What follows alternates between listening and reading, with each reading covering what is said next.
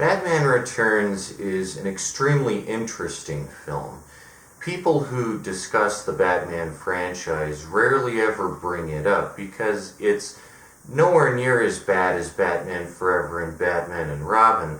And on the other hand, it's nowhere near as good as Batman '89. So it falls in this weird middle ground, and for most people, me at least, certainly it's considered the malformed orphan bastard of the franchise, much like Oswald Cobblepot himself. When I first saw the movie, about 7 years ago on VHS, I really didn't like it, and I thought it was just a terrible sequel in every regard.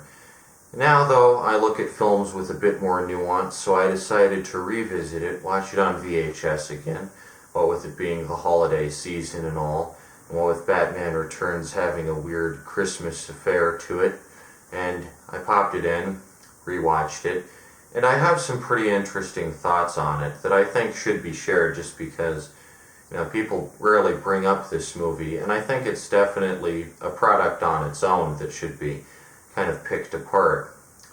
Well, like how the cats pick apart Calvin, right? Okay, I'll stop with the references for now. Let's get into it. This is Batman Returns, revisited. Obviously, the first Batman movie with Jack Nicholson as the Joker, Kim Basinger as Vicky Vale, the epic soundtrack by Prince, is one of my favorite superhero movies of all time. In fact, it topped my top 10 superhero movie list, so I guess I would make it my favorite superhero movie of all time. It is fantastic, and I think anyone who doesn't consider it the definitive Batman film has something up with their head, because, holy shit, this is the ultimate Batman movie. The Dark Knight does not come close. Even The Batman by Matt Reeves does not come close to achieving the technical perfection on display from Jack Nicholson and Michael Keaton in the two lead roles, one of the most iconic oppositions in film history. They really bring a charisma to the screen that is unparalleled even to this day. Batman Returns is the kind of weird sequel that is kind of like the original movie, but just different enough, just slightly different enough to make you notice that something feels a little bit off. And what is the cog in the machine, I would argue, that makes Batman Returns feel so different?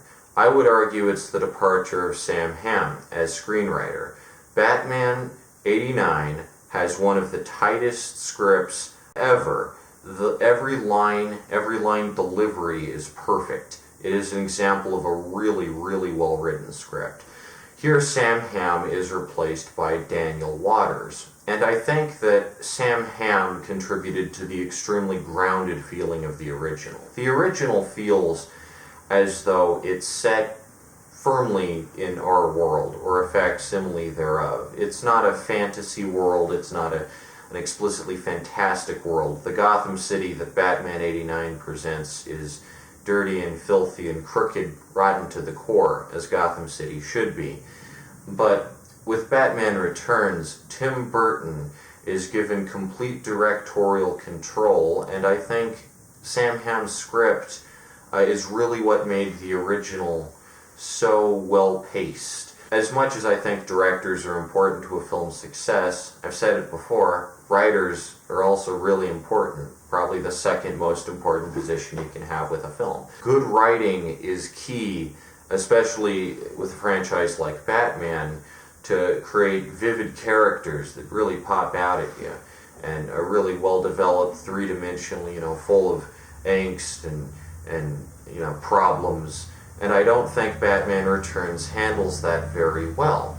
It borders on being a surrealist film. I think Batman Returns has an extremely avant-garde presence in the way that only a Tim Burton movie could. Hey, just popping in here on editing. I forgot to say this, but another element that's missing from Batman Returns that was in Batman, obviously, is the Prince soundtrack. And you just got Danny Elfman. And his Penguin theme is pretty good, but the only contemporary music in the whole movie is in the party scene with, a weird mashup of Super Freak that sounds kind of like Super Freak, but different. So, I don't know. The Batman Returns definitely suffers from not having Prince music in it, because, I mean, holy shit, it's Prince. If Batman and Robin is, as Joel Schumacher said, a Batman film designed explicitly to sell toys, then Batman Returns is a film designed to sell, I guess, itself. I really doubt any 8-year-old would buy an action figure of the Penguin coughing up black goop. It's not exactly the sort of toy that people would be into. So obviously, Batman Returns, despite being a giant financial success, as far as I know, didn't really do very well in the merchandise department. Before I get on to the film's inherent flaws, I think it is important to give credit where credit is due. The makeup effects on Penguin are absolutely fantastic. Obviously by Stan Winston's studio, responsible for The Thing in The Thing and T-Rex in Jurassic Park, some of the greatest special effects of all time. And I think if they were applied to a character who, in the comics, explicitly is stated to have some kind of deformity, like, Scarecrow or something, it would make perfect sense. It doesn't make sense on Penguin, who in the comics isn't a deformed sewer mutant, but is just like, a crime boss and a businessman, a politician, per se. I think that's how the character works. I think that's the best possible route you can go with the character. I do think the casting of Danny DeVito is absolutely perfect. I think Danny DeVito, if he wasn't playing a deformed sewer mutant and was instead just playing a relatively average crime boss slash corrupt businessman, could actually really sell the role of the Penguin. Possibly the best effect in this movie. The penguins in this are just fantastic. That adds another layer to the surrealism, which is especially charming. I think and the cats too, obviously. They got a lot of cats, and they got a lot of bats, but especially the penguins. How the inclusion of penguins is just a fun, nice touch. Especially the bit where they drag Penguin's corpse down into the water. That's especially fun, a nice touch. I like it. Another obvious positive is, of course, Michelle Pfeiffer as Catwoman. I like Catwoman in this a lot more than I like Penguin. I think she's a much more effective villain. I think Catwoman is a character with a ton of staying power. Now, one obviously comes to the argument, is Michelle Pfeiffer the best Catwoman? Sure, she's much better than Julie Newmar or Anne Hathaway, hands down. But is she better than Zoe Kravitz in Matt Reeves' The Batman, which is not to be confused with Batman? Well, I would argue that as far as character goes, and as far as acting goes, Michelle Pfeiffer is better than Zoe Kravitz in a lot of ways. She does carry the character to a kind of campiness that I don't think Zoe Kravitz really conveys, and I think that fits Catwoman. I think Catwoman in this is especially ruthless, narcissistic, all the traits that Catwoman in the comics is. And I think, especially the scenes of her doing cat burglar stuff, obviously that's her thing, and it's the most accurate, depiction of what her whole motif is. I think are very effective. The bit where she puts the aerosol cans in the microwave is fun, and her and the security guards bantering back and forth. That kind of thing really fits with Catwoman as a character. The obvious disadvantage is the costume, which I think is pretty lame. In the comics, she wears this really elegant purple dress and green mask, and she looks great in the comics, obviously. Not just in the 40s comics, in some newer iterations too. She wears this really cool looking purple dress, or it's kind of like a cape, but kind of like a dress, It really works well, and sometimes she, has the belt of jewels and stuff. I don't think the stitchy, gothic, latex look is that effective. And I get that, sometimes in the comics she wears a suit like that, but I think, especially the stitches, are we supposed to believe that a lunatic sewed this together in a night. The stitches look extremely artificial. They're obviously built by a costume department. And are we supposed to, like, she makes it out of like a leather jacket? Are we supposed to believe that, you know, she couldn't just go out and buy a cat mask and latex bodysuit in Gotham City of all places? So the costume is really like not the best. It looks ugly and malformed, and I get what they were going for, and I get that it's the most Tim Burton possible interpretation of the character, but I think, like, for a character like Catwoman, you kind of have to give her like a cool costume that conveys like elegance and, you know, a suave attitude, and the Catwoman costume in this doesn't really work. But I do think Michelle Pfeiffer's performance is tour de force, and her conflicted sides between Selina Kyle and Catwoman, and the applicability she applies to each, with Selina Kyle being this, you know, nerdy klutz and Catwoman being this suave vixen. It's extremely captivating and compelling to watch. It's one of the best character dynamics in all of Batman, and I think it's pulled off really well. But I give most of the credit there to Michelle Pfeiffer, who's obviously just a really good actress, and just come off of Scarface and whatnot, and you know, really brings her all to the role. My biggest gripe, as I said, is with the Penguin, and when I first watched the movie, the Penguin was what turned me off the most. I think that turning a character who, as I said in the comics, is just kind of a normal fat guy into this like deformed sewer mutant is completely misled, and leads to a really inaccurate interpretation of the character that I don't think works at all. As I said, I think Danny DeVito was like born to play the Penguin. I just think the character design is so outright ridiculous. And obviously the Penguin's a very humorous character, used mostly in the comics as like comic relief. That's also the purpose he serves in the new Matt Reeves Batman. But in Batman Returns, obviously, with the void the Joker leaves, you know, because he's dead, so, you know, who you going to bring in? You have Catwoman on the one hand, who, sure, is a threat, a competent villain, and the character dynamic she has with Batman is great. On the other hand, you have the Penguin, who is not threatening at all, and, you know, obviously in the fight at the end where he and Batman, you know, duke it out one-on-one, it's unfair. I mean, Michael Keaton is huge, and Danny DeVito, I mean, you know, like, obviously, it just seems like mean-spirited, practically, at that point. And obviously the Penguin is supposed to be a really tragic character with a really tragic backstory. It just borders on absurdity, particularly in the parts where, like, he'll crack a really funny joke in that Danny DeVito voice and then, like, bite some guy's nose off. Like, what is this supposed to be? The tonal shift is just extremely jarring. Body horror in this, like the close-up shot of the cat biting off Selina Kyle's finger. It's just, like, weird. And like I said, the makeup is fantastic. I absolutely buy that, like, yeah, Penguin's got flippers, but he doesn't have flippers in the comics, so I don't know why these creative decisions were made.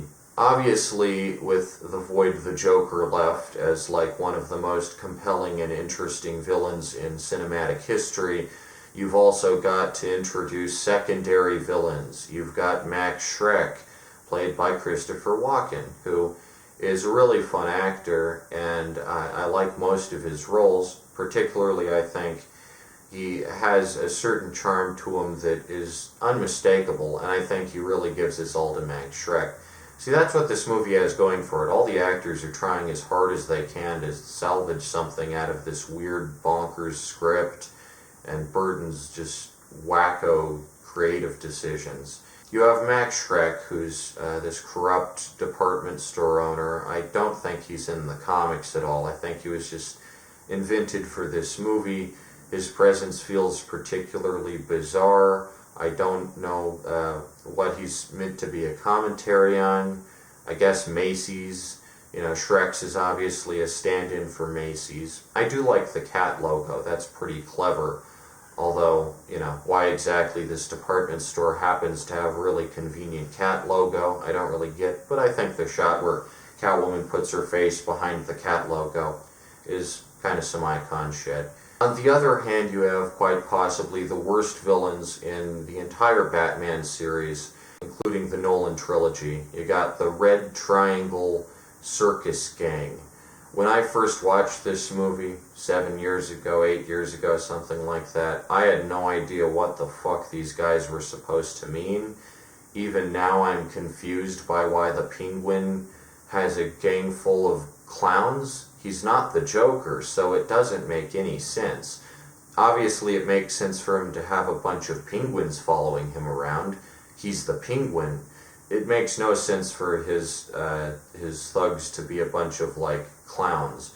And I get the backstory now, obviously. It's mentioned in a throwaway line at one point that the Penguin was raised as, he was a freak, so he was raised by the circus. Thematically, it makes no sense, and these guys are obviously just there because the void the Joker left, again, is so glaringly apparent that you feel the need to put all this clown shit in there, and it just makes absolutely no sense. It's just so Batman can walk around and punch these guys one by one. They're not particularly threatening, but they do have that, again, vividly Tim Burton aesthetic going on. And this is only the first movie where Tim Burton associates Danny DeVito as the leader of a circus for whatever reason. He does it again in Big Fish, and then he does it again in the Dumbo remake. It's what's up with Danny DeVito always being the leader of a circus? I don't get it. In Tim Burton movies, such a weird running theme. Of course, there's also Batman. At the end of the day, Michael Keaton, who I do think is the best Batman, and even though he defeats Penguin at the end of this movie, the real loser is Michael Keaton, because you can just tell from his face at the end. He's like, yeah, I'm gonna be in a third one of these. It's going to be an epic trilogy, and it'll be great, and that never happened. And now he's reduced to appearing in 2-second cameos in a post-credit scene in Morbius. He's gone from Batman to Morbius. That is a freaking shame, because Michael Keaton is one of those actors who's so gosh dang talented, and so gosh dang gives it his all. And to think that he's still in movies all these years later just goes to show what a dedicated flippin' actor the guy is. The guy seriously wants a good role that he can sink his teeth into, but he's not Batman anymore. Now, obviously, he was going to return as Batman in that new Batgirl movie or whatever, but that shit was canceled or pulled or whatever, so I guess we're never going to see that. And quite honestly, I really doubt if he could carry the role at this point, but at least give him an indie drama to be in or something.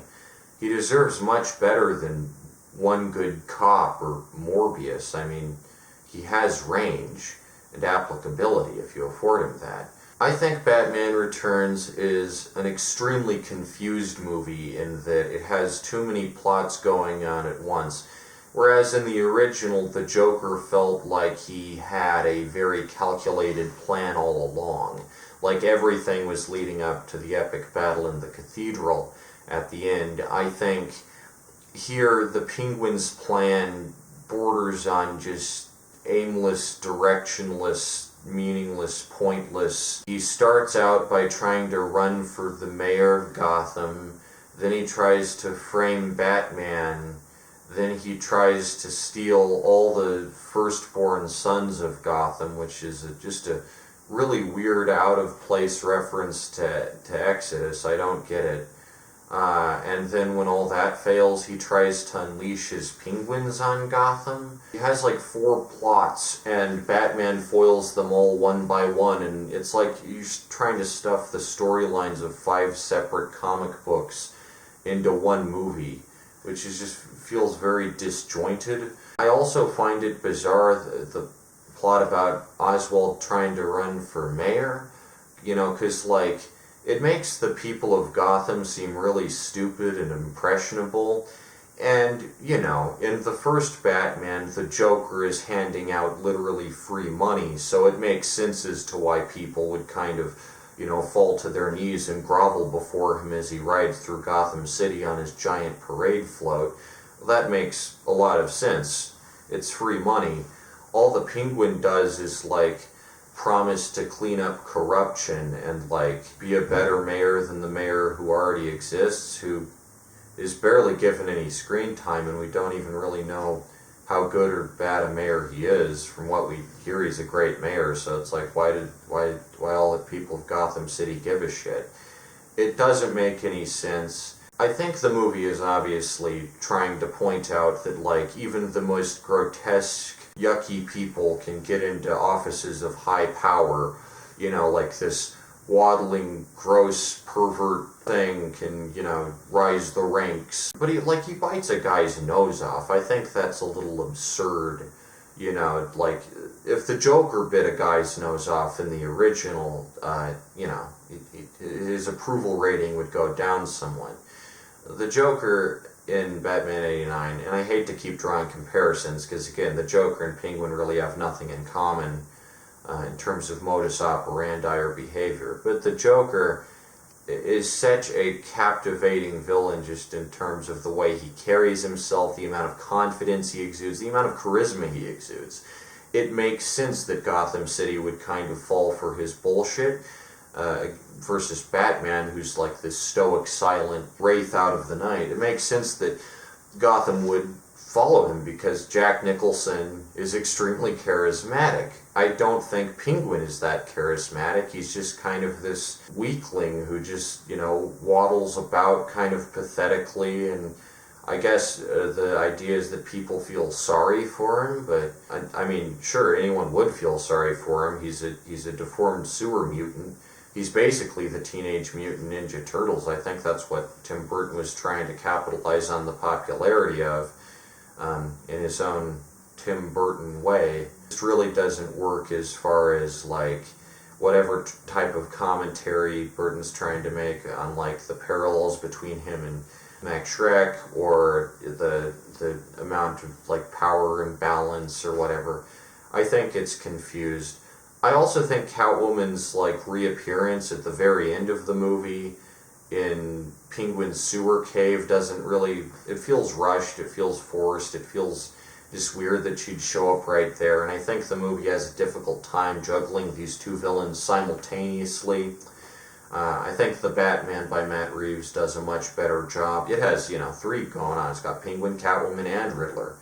But Batman Returns struggles to keep it afloat with just two, and then it crams the red triangle guys in there, and it's just like, what the heck? There are some peculiarities about this movie. For one, even though the budget of Batman 89 was $48 million and the budget of Batman Returns was $50 million minimum, this movie feels so much cheaper. Like, the sets on the original Batman feel so much more expansive and developed, and I get that most of them are just matte paintings, but, like, seriously, they carry a kind of expansive weight to them. I also understand that the streets of Gotham City are meant to be claustrophobic and, like, choking and, you know, stifling. I think the original does that incredibly well. It's an impressive looking film. Gotham City in that is fantastic. But it has such a wider range of sets. It's got the street where Joker does his parade. It's got the big museum, which feels huge and big and expansive and lived in. It's got, you know, the alley where Bruce Wayne's parents get murdered at the beginning. It's got Wayne Manor, which is just giant. You know, the scene of Michael Keaton and Kim Basinger sitting across the table from each other. That's fantastic. It really makes Gotham City feel like this giant hellhole, you know. And of course the giant cathedral at the end. Like, what a place for a finale, you know. The sets in Batman Returns just feel like small and cramped and fake looking. They look like sets. You got the one cross section where Shrek's department store is. It shows up in, like, every scene. You just got Shrek's department store in the background, and it's like, is this the only intersection in Gotham City? You got the, Penguin's sewer grotto, which is an impressive set. I'll give it that. It looks cool. I like it. But it hardly conveys, like, the grandeur of Gotham City in Batman 89. You have Wayne Manor, which is just barely shown. Another set. It's hard. Like, you got the park, you got the zoo, you got the cemetery, you got the department store, which barely even looks like anything. It's a department store, but you only see like a tiny little corner of it. I don't know what it is. Like, could they just not afford bigger sets? I don't know what it is about this movie, but Gotham City just feels so small and cramped and fake.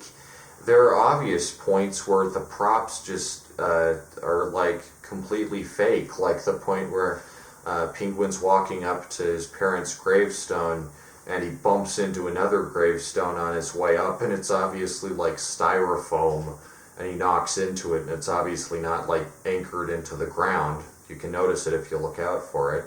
There's the bit where the clown grabs the mayor's baby and then dives into the sewer, but the sewer is obviously made out of like a blanket, because like when he dives in, he like knocks into it a little bit, so you can see that like the walls of the sewer aren't stone, they're a blanket. There's the bit where Batman pounds on the Batmobile's dashboard when the Penguin takes control of it, and like it's so obviously just a layer of plastic, which makes no sense for the Batmobile. It'd be like plexiglass. It's just the fucking Batmobile. This obviously could be avoided if the actors weren't like directly touching all this stuff, but there's just way too much fake props for it to look or feel even remotely convincing. I mean, I noticed this stuff.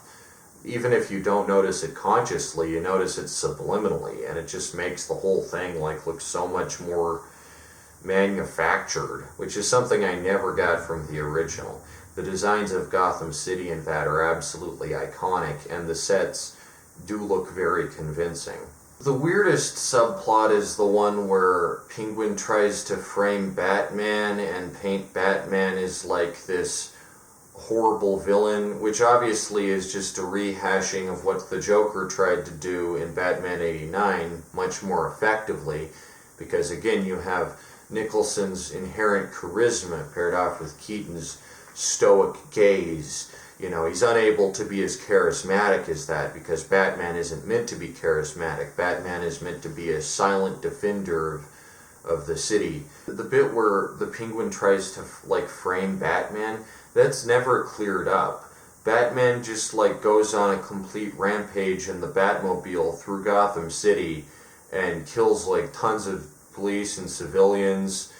Like he blows up like 2 police cars, and sure, it's not him, it's the Penguin doing it, but you'd think he'd at least like give a public speech at the end, a big speech before the citizens of Gotham. I'm sorry, the Penguin is gone. Or heck, even Commissioner Gordon could give it, because Pat Ingle's in this. It doesn't make any sense. He barely does anything.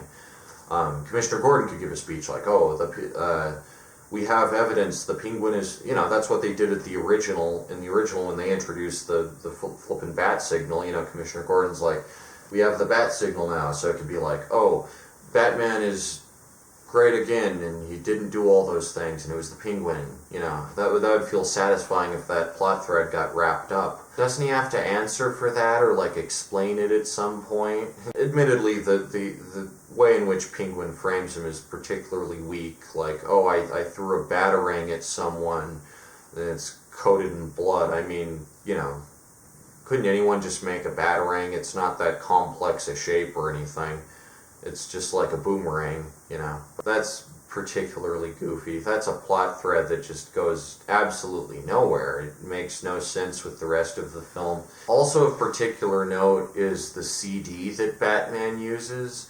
It feels like product placement for a technology which just like objectively sucks. And I get, it's 1992, so they feel like, oh wow, this is some new tech. We gotta pop this in here and show that Batman uses CDs because he's high tech. But like, come on, he's Batman. Wouldn't he have like a special Batman recording device instead of a Bat CD player? He has a CD player with the Bat logo on it. It's almost as bad as the bat nipples in Batman and Robin. I'm gonna be honest here, like a freaking bat CD player. How is that any less goofy than a bat credit card? I mean, it's just stupid. And especially the bit where he's playing the Penguin's insults to during his speech, and he like moves it like he's a DJ, but that doesn't work with CDs because they're not records. You can't like scratch them. It's not a turntable. I guess Tim Burton just didn't understand how CDs work.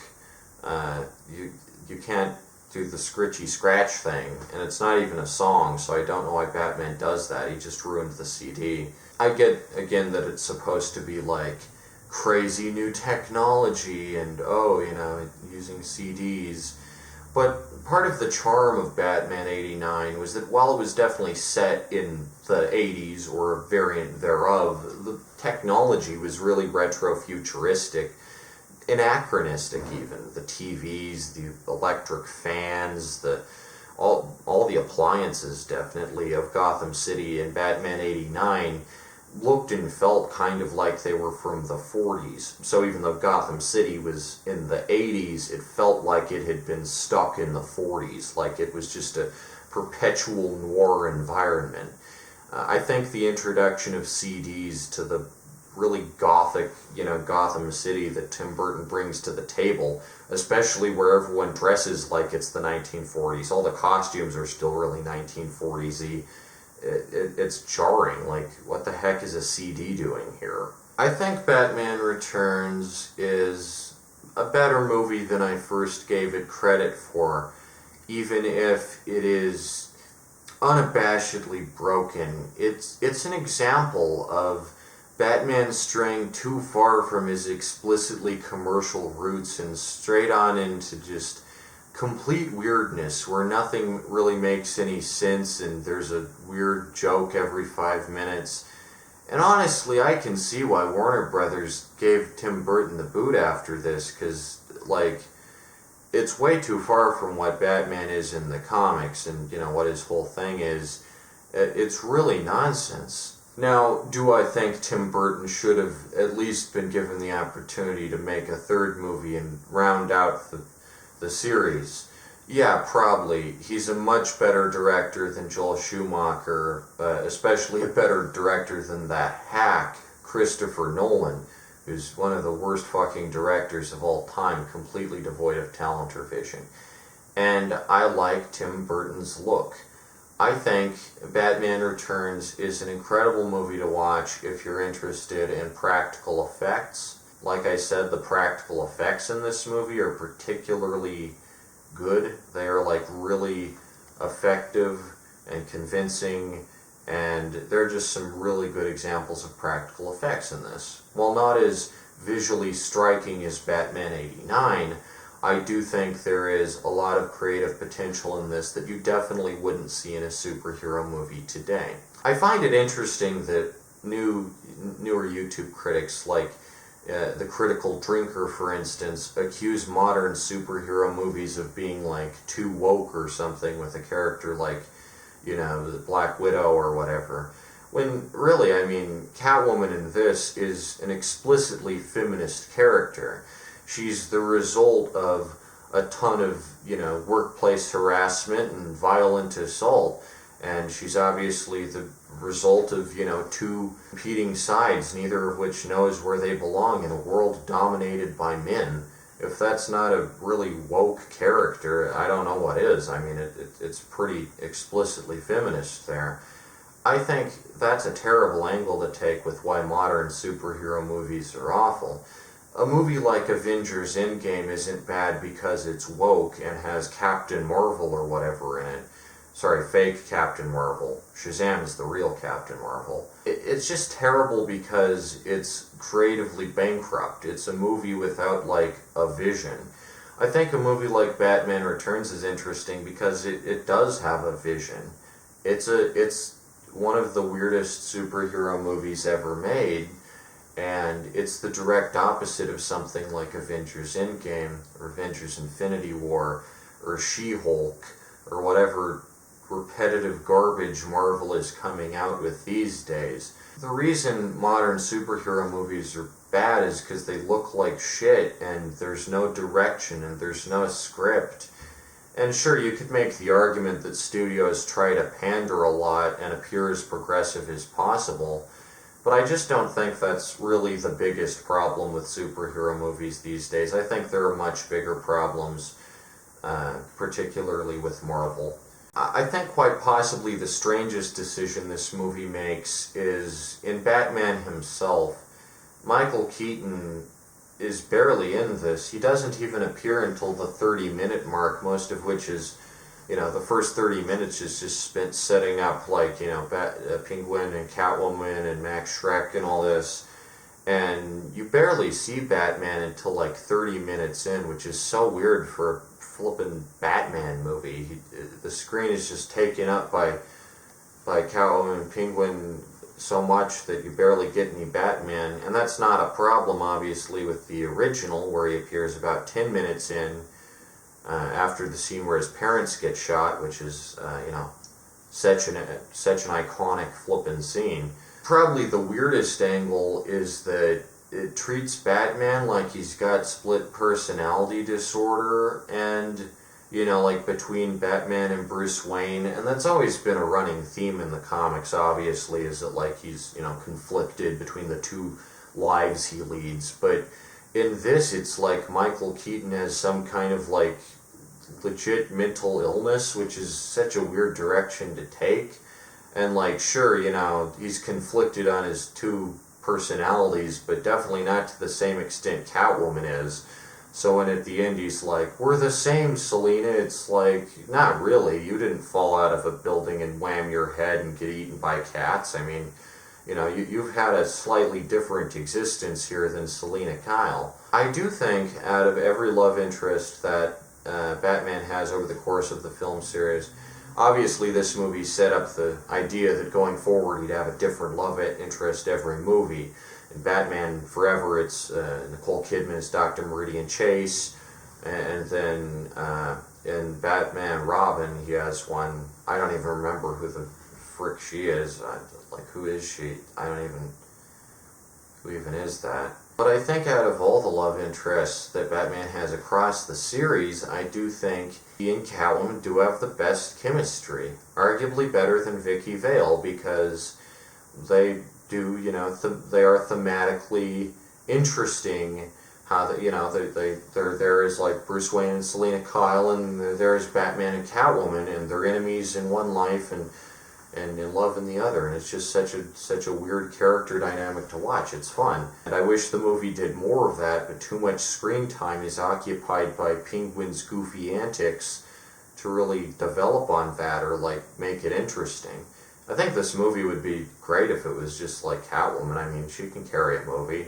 She's an interesting character, in the comics anyway, so I'm not sure what it is, Then you get the Halle Berry Catwoman movie, which is just hot garbage. I don't get it, There should be a competent Catwoman movie at this point, with just Batman and Catwoman. They're an interesting dichotomy to watch. Anyway, yeah, Batman Returns is nowhere near as good as Batman 89, but it is an extremely interesting movie, and I think it's definitely a movie you should watch, at least at Christmas once, just to kind of see what happens when Tim Burton is given too much creative control.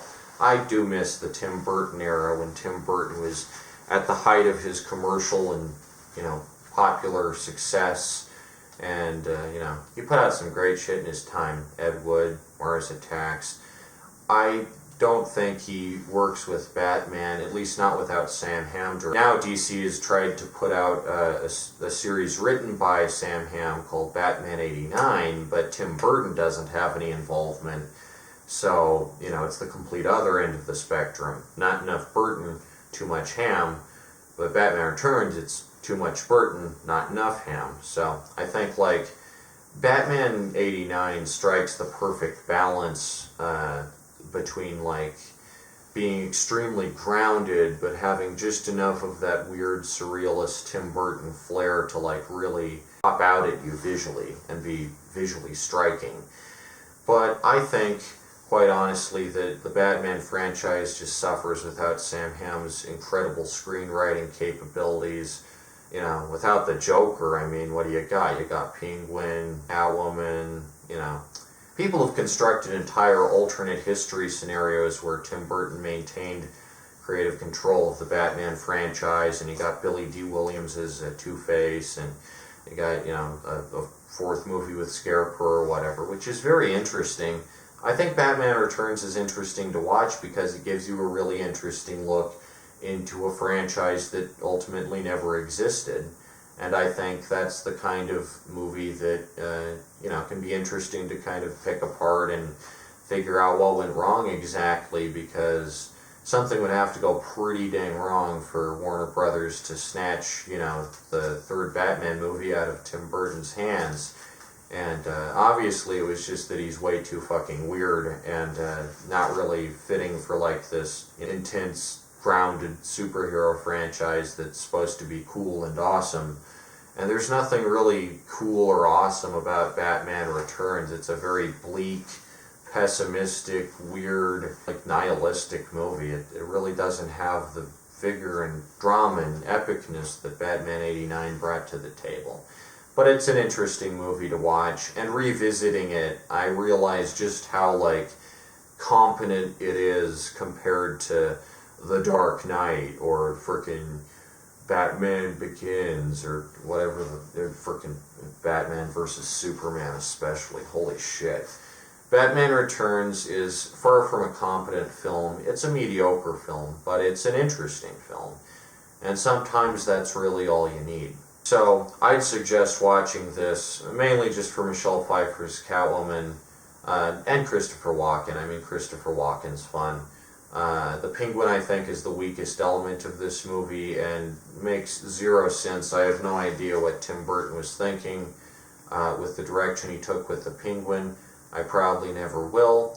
And I do think the Penguin in the new Batman movie is a much better interpretation of the Penguin, much more accurate, much more imposing, much more threatening, much more interesting. But, you know, that's Batman Returns. What you gonna do? Anyway, I'll do it for this interesting little review. Oh dang, open the umbrella indoors. Oh, it's the umbrella alarm. Okay, that'll do it for this review. Happy holidays or whatnot.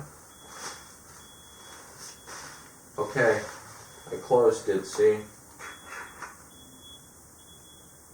Yeah.